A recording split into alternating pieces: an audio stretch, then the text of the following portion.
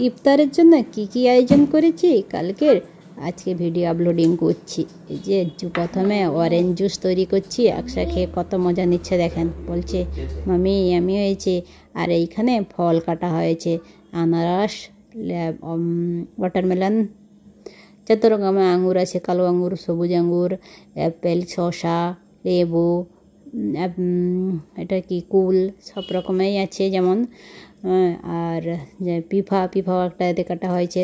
তারপরে এখানে ডিম সিদ্ধ করেছি, 5 জন আছি তো 5টা ডিম সিদ্ধ হয়েছে, ওকে হাফ করলে 10 পিস হয়ে যাবে।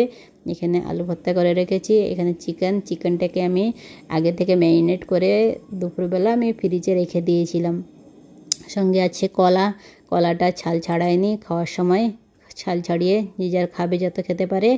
আর এইখানে নিয়েছি ছোলা, সঙ্গে আছে আলমন্ড, আখরোট, আর আদা, আঙুর আর খেজুর। এটা দিয়ে ছোলা রোজা ইফতারি করা হবে, খাওয়া হবে। এরকম করে মিক্স করে খেতে খুব ভালো লাগে। আর ড্রাই ফ্রুটটা সারাদিন আমরা রোজা রাখি, তাই জন্য ড্রাই ফ্রুটটা খাওয়া বিশেষ জরুরি।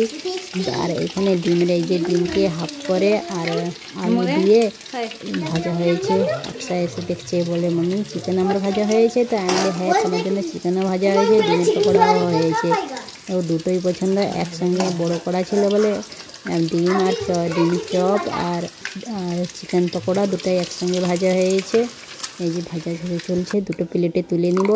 এইখানে লস্যি তৈরি হয়েছে। লস্যির জন্য আমি কি নিয়েছি, লস্যির জন্য আমি প্রথমে চিনি, আলমন্ড, আখরোট আর দই দিয়ে ভালো করে মিক্সিতে ব্লেন্ড করে নিয়েছি। নিয়ে উপর থেকে আইস দিয়ে জিরে নিলাম। এই যে আমার ইফতারের সব কিছু আয়োজন রেডি হয়ে গেছে। অনেকে বলে রোজা মাসে, ইফতার মাসে ফলের খাবারের ভিডিও দিতে নেই, কিন্তু আমার কাজ তো এইটা, আমাকে তো এই কাজটা করতে হবে। আমি যখন বাইরে যাই তখন মেয়েরা, আমরা কি বেশি বাইরে যেতে পারি? যখন বাইরে যাই তখন আমি ভিডিও আপলোডিং করি।